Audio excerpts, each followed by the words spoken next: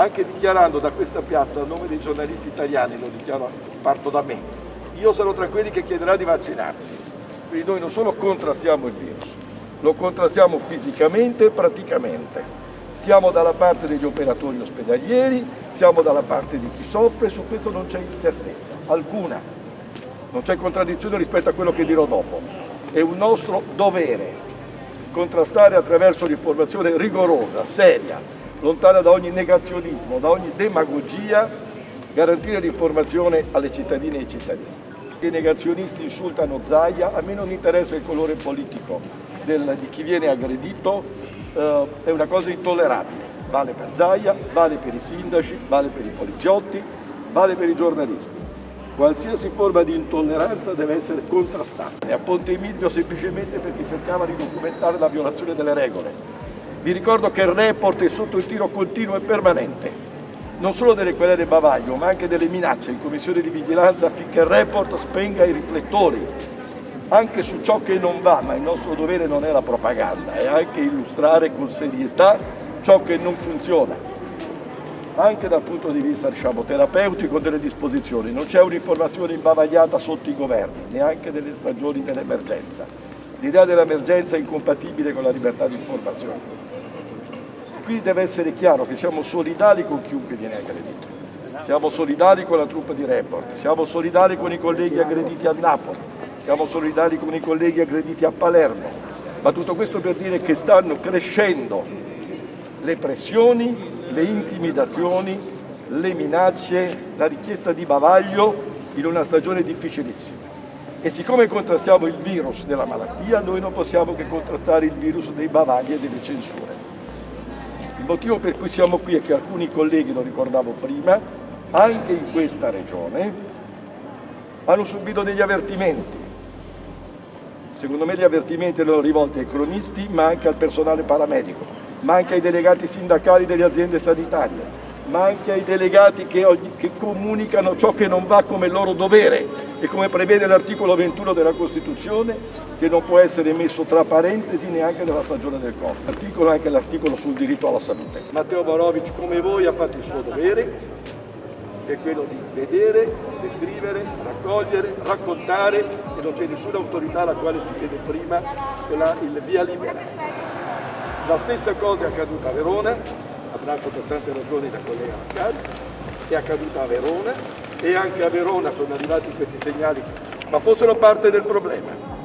Il diritto di cronaca è parte della soluzione del contrasto del virus, non è parte del problema del contrasto del virus. Altra cosa è la mala informazione, ma io sto parlando del diritto di critica, del racconto. È successo all'Arena di Verona, è successo alla RAI, è successo oggi a Treviso, giusto? Con lo stesso meccanismo. Noi dobbiamo essere solidali senza soluzione di continuità. Non è un meccanismo corporativo, non siamo solidali col giornalista colpito, siamo solidali col cronista, siamo solidali col diritto dei cittadini a essere informati. Quando annunciano e minacciano le querele contro Report, non ce l'hanno contro il cronista di Report, ce l'hanno contro la comunità. La comunità non deve essere informata di quello che accade, non so se è chiaro. L'articolo 21 ha due valenze, il diritto ad informare e il diritto ad essere informati. Colpisco il diritto ad informare per colpire il diritto ad essere informati. Ho terminato. Nel ringraziarvi tutti, e ovviamente fatemi ringraziare Monica, che ha voluto immediatamente questa iniziativa qui, con la sensibilità di questo sindacato veneto del quale mi onoro di far parte, quindi è un ringraziamento a tutti voi senza distinzione alcuna. Siamo venuti anche per dire una cosa molto semplice, mi fa piacere vedere l'ordine, in questa è una delle poche realtà dove c'è sempre una presenza congiunta e compatta degli istituti e degli enti, come dovrebbe essere, senza incertezza alcuna e vale per tutti. Abbiamo visto dal rappresentante da Ruo dei pensionati all'ordine, al sindacato, a testate diverse, come deve essere. L'annuncio che do non vale solo per il Veneto, vale per chiunque. Ringrazio gli amici della RAI che saranno il nostro megafono. Deve essere chiara una cosa, vale per oggi Treviso, vale per Verona, vale per la RAI. Queste colleghe e questi colleghi, qualora dovessero essere davvero raggiunti da querele bavaglio, non andranno in tribunale da soli.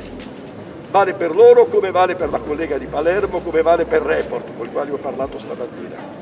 La decisione è che la federazione con le associazioni regionali, se i colleghi lo vorranno, perché non si può imporre niente a nessuno, noi ci costituiremo parte civile accanto a loro, accompagneremo, quindi lo sappiano tutte le istituzioni. Sappia chi vuole minacciare un cronista, da Report a Treviso, a Verona e alla RAI, che non saranno lasciati soli, che la tutela legale sarà collettiva, che in tribunale andremo con loro, che in ogni luogo andranno le redazioni e in ogni luogo noi convocheremo anche le associazioni dei cittadini per dire loro che andiamo a rappresentare questi cronisti, per impedire che loro nulla più possano sapere. Questo era l'impegno, ho approfittato per darlo qui, ovviamente concordato col segretario Lo Russo. Non rappresento niente e nessuno se non un'istituzione, come tale deve essere una squadra che si muove.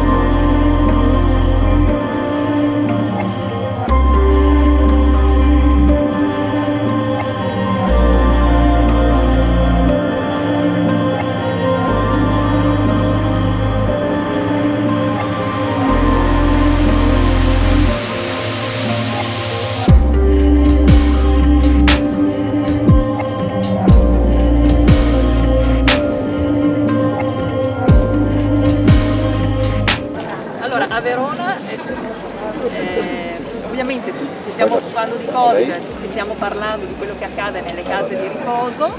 Per quanto ci riguarda, per quanto mi riguarda, è arrivata una smentita di quanto avevo scritto io, che avevo intervistato una delle tante infermiere che poveretta non ne poteva più, che aveva detto che c'erano i dispositivi che addirittura venivano riutilizzati, che facevano i turni mettendo il pannolone perché sennò dovevano spogliarsi per andare in bagno, questa cosa diventava pericolosa. Ha specificato che c'era una mole enorme di contagiati, ma insomma ha detto le cose che sappiamo tutti, ma che pochi hanno magari il coraggio di dire in prima persona perché hanno paura di essere licenziati. La Presidente dell'Istituto per Anziani, quelli che radunano il maggior numero di case di riposo di Verona, ha mandato una mail in cui diceva che non era vero niente, che ci eravamo inventati tutto e che comunque avrebbero valutato la possibilità di fare causa. Cosa ha ottenuto? Ovviamente il terrore da parte di alcuni della redazione. Per quanto mi riguarda, forte del fatto che io il Covid ce l'ho avuto e ho anche gli anticorpi, le ho risposto che mi sarebbe piaciuto entrare in una casa di riposo a mia scelta in un giorno non calendarizzato per vedere di persona che cosa stesse accadendo. Lei mi ha risposto che avrebbe sottoposto la cosa al Consiglio di amministrazione e ovviamente non ho avuto nessuna risposta. Quello che fa male è che, come diceva prima anche Monica, ma l'ha detto anche Giulietti, cioè non siamo noi la parte del problema, noi siamo gli amplificatori del problema, non possiamo diventare noi il problema, perché poi succede che ti minacciano quelli andrangatosi e mafiosi perché ti diffidano e ti minacciano se scrivi il loro nome nelle inchieste, ti minacciano i presidenti delle case di riposo piuttosto che delle strutture se hai la voglia di raccontare le cose davvero come stanno. Non può essere così che si va avanti in un paese che dice di essere un paese libero. Io ho il diritto di riportare la verità, loro hanno il diritto di darmi un'altra verità e io ho il dovere di riportare anche la loro, però no che ogni volta che un giornalista scrive una cosa che non è allineata diventa un giornalista falso, perché allora non solo dovete venire al tribunale con noi, ma dobbiamo iniziare noi, nel momento in cui ci quereleranno, a fare denuncia per calunnia, perché noi li difamiamo e loro ci calunniano e quindi anche loro cercheranno di tirare fuori qualche soldino per difendersi. Sì, Grazie. Ha detto una cosa importante Alessandra, sì. Spesso gli avvocati la interpretano così, attendiamo la conclusione del primo processo e poi facciamo la denuncia per calunnia, dobbiamo verificare, ma voi avete, se ricordo bene, un'ottima avvocata, giusto? Sì. Allora fate questa verifica, se è possibile partire contestualmente. Che almeno si Perché sa. c'era una discussione, prego. Belluna in provincia di Treviso, sono stata contattata da un gruppo di sanitari, parlo quindi di medici e infermieri, che terrorizzati insomma, per la situazione che si era venuta a creare perché non avevano neanche i presidi sanitari, senza i calzari, senza le tute, non erano più in grado di lavorare e non sono più in grado di lavorare secondo me, perché non credo che sia cambiato molto rispetto al mio articolo di 7 giorni fa.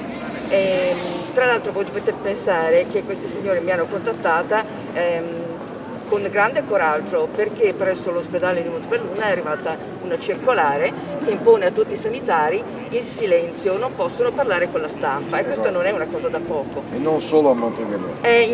Immagino che non sia soltanto un caso isolato. In Campania.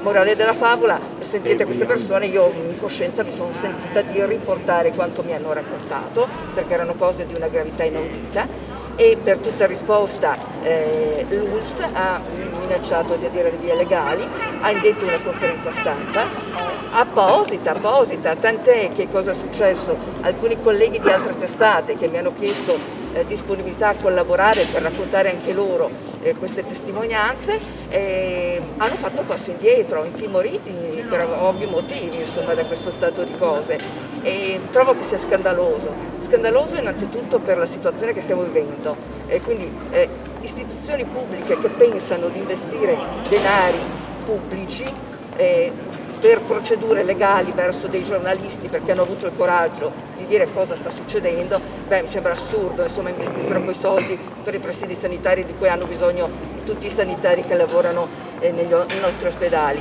Detto questo, l'ipotesi che facevate poc'anzi di una controquerela, francamente la vedo assolutamente accoglibile, tant'è che il nostro editore, alla luce di quanto è accaduto, ha pensato bene di scrivere a LUISS chiedendo: ma avete intenzione veramente di querelarci o meno? Perché se no noi provvederemo.